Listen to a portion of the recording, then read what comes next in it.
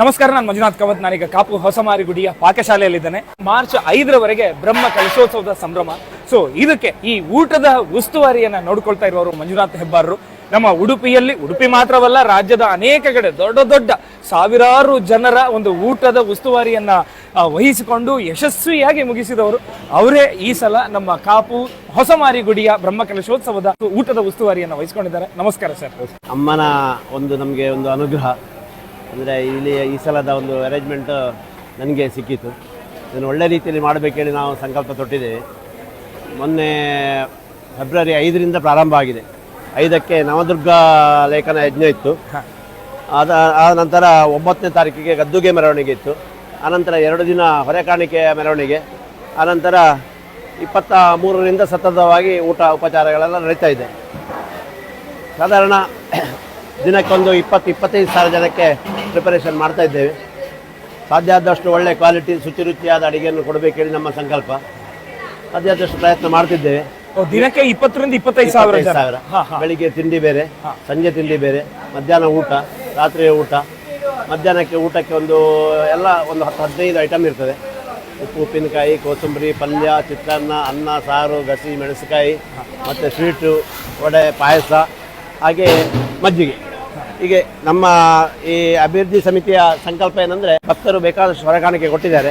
ಎಲ್ಲರಿಗೂ ಒಳ್ಳೆ ಶುಚಿರುಚಿಯಾದ ಊಟ ಹೇಳಿ ನಮ್ಮ ಕಾಪು ಜೀರ್ಣೋದ್ಧಾರ ಸಮಿತಿಯ ವಾಸ್ತವ ಶೆಟ್ಟರ್ ಅವರ ಒಂದು ಸಂಕಲ್ಪ. ಹಾಗೆ ನಮಗೆ ಇದರ ಒಂದು ಉಸ್ತುವಾರಿಯನ್ನು ಉದಯ ಶೆಟ್ಟರು ಮುಂಬೈಯವರು ಅವರು ತಗೊಂಡಿದ್ದಾರೆ. ಈ ಅಡಿಗೆ ಶಾಲೆ ಮತ್ತು ಉಗ್ರಾಣದ ಉಸ್ತುವಾರಿ.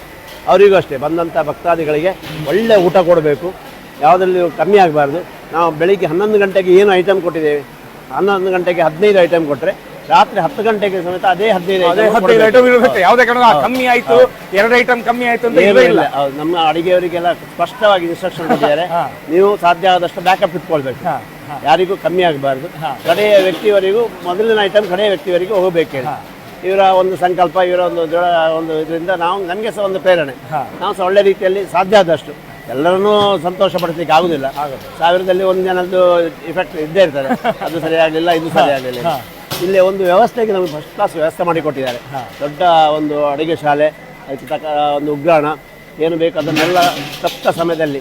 ಇಲ್ಲಿ ಉಗ್ರಾಣದಲ್ಲೊಬ್ಬರು ಸಂದೀಪ್ ಶೆಟ್ಟರ್ ಇದ್ದಾರೆ, ಅವರು ಸಹ ಅಷ್ಟೇ ನಮ್ಗೆ ಏನು ಬೇಕು ಅದನ್ನು ಇಮಿಡಿಯೇಟ್ 2 ಗಾಡಿ ಮಾಡಿ ಕಳಿಸ್ತಾ ಇದ್ದಾರೆ. ಊಟದ ವ್ಯವಸ್ಥೆ ಅಷ್ಟೇ. ಇಲ್ಲಿ ಕೆಳಗೆ ಬಫೆ ಸಿಸ್ಟಮ್, ನಮ್ಮ ಭಾಳ ನುರಿತ ಹರಿಯಪ್ಪ ಕೋಟ್ಯಾನರು ಅವರು ಅದರ ಉಸ್ತುವಾರಿನೆಲ್ಲ ನೋಡ್ತಾ ಇದ್ದಾರೆ. ಹಾಗೆ ಮೇಲೆ ಒಳ್ಳೆ ವ್ಯವಸ್ಥೆ ಅಂದರೆ ಅದು ಹೇಳಲಿಕ್ಕೆಲ್ಲ ನಿಮಗೆ ಚಂದ. ಟೇಬಲ್ ಸಿಸ್ಟಮಲ್ಲಿ 1,500-2 ಸಾವಿರ ಜನ ಮೇಲೆ table system at a time. ನಾವು ಬಡಿಸೋ ಟೀಮ್ ಸಮೇತ ನಮ್ಮದೇ. ನಾವು ದಿನಕ್ಕೊಂದು 120ರಿಂದ 150 ಜನ ಪೇಯ್ಡ್ ಬಳಸುವವರು, ವಾಲಂಟಿಯರ್ಸ್ ಬೇರೆ, ಪೇಯ್ಡ್ ಬಳಸುವವರು. ಯಾಕಂದರೆ ಟೇಬಲ್ ಬಳಸಲಿಕ್ಕೆ ಪೇಯ್ಡ್ ಬಳಸುವವರು ಬೇಕು, ಒಳ್ಳೆ ರೀತಿಯಲ್ಲಿ ಬಡಿಸಬೇಕು ಎನ್ನುವಂಥ ಅವ್ರದ್ದೊಂದು ಸಂಕಲ್ಪ. ಅದೇ ರೀತಿ ನಾವು ಬ್ಯಾಚ್ ಮಾಡಿ ಯಾರಿಗೂ ಕಾಯಲಿಕ್ಕಿಲ್ಲ. ಎಲ್ಲರಿಗೂ ನಿಮಗೆ VIP ಊಟವೇ. ಎಲ್ಲರಿಗೂ ಕುಡಿಲಿಕ್ಕೆ ಬಿಸ್ಲೇರಿ ವಾಟ್ರು, ಪೇಪರ್ ರೋಲು, ಕೊಡಿ ಬಾಳೆ ಎಲೆ ಸಿಸ್ಟಮೆಟಿಕ್ ಆಗಿ ಮಾಡ್ತಾ ಇದ್ದಾರೆ. 25ರಿಂದ ಬ್ರಹ್ಮಕಲಶ ಪ್ರಾರಂಭ ಆಗಿದೆ. ಕಡೆಯ ತನಕ ಸಹ ನಮಗೆ ನಾವು ಸಹ ಒಳ್ಳೆ ರೀತಿಯಲ್ಲಿ ಕೆಲಸ ಮಾಡಬೇಕು. ಆ ತಾಯಿ ನಮಗೆ ಒಂದು ರಕ್ಷಣೆಯೂ ಕೊಡಬೇಕು, ನಮಗೆ ಫುಲ್ಲು ಒಂದು ಶಕ್ತಿಯೂ ಕೊಡಬೇಕು ಹೇಳಿ ನಾವು ತಾಯಿ ಹತ್ರ ಬೇಡಿಕೊಳ್ತೇವೆ. ಸರ್, ದಿನಕ್ಕೆ ಒಂದು 25 ಸಾವಿರ ಅಂದರೆ ಯಾವ ದಿನ ಜಾಸ್ತಿ ಅಂದರೆ ಯಾವ ದಿನ ಇದೆ? ಜಾಸ್ತಿ ಅಂದರೆ ಮಾರ್ಚ್ 2 ಮತ್ತು ಮಾರ್ಚ್ 5ಕ್ಕೆ. ಎಷ್ಟು ಜನರದ್ದು? ಮಾರ್ಚ್ 2ಕ್ಕೆ ಪ್ರತಿಷ್ಠಾ ಮಹೋತ್ಸವ, ಮಾರ್ಚ್ 5ಕ್ಕೆ ಬ್ರಹ್ಮಕಲಶೋತ್ಸವ. ನಾವು ಪ್ರಾರಂಭ ಮಾಡೋದು ಒಂದು 30-40 ಸಾವಿರದಿಂದ ಪ್ರಾರಂಭ ಮಾಡೋದು. ಎಷ್ಟು ಜನ ಬಂದರೂ ನಾನು ಹೇಳಿದ್ದೇನೆ, ಅಭಿವೃದ್ಧಿ ಸಮಿತಿಯವರಿಗೆ ಹೇಳಿದ್ದೇನೆ, ಎಷ್ಟು ಜನ ಬಂದರೂ ನಾವು ವಾಪಸ್ ಹೋಗೋ ಪ್ರಶ್ನೆ ಇಲ್ಲ.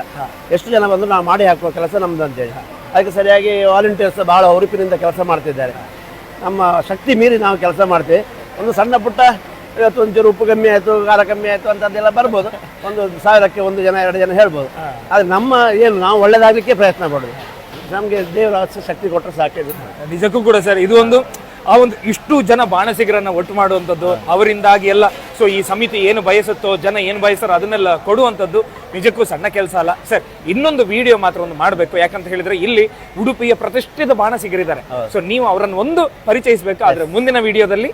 ನಮಸ್ಕಾರ.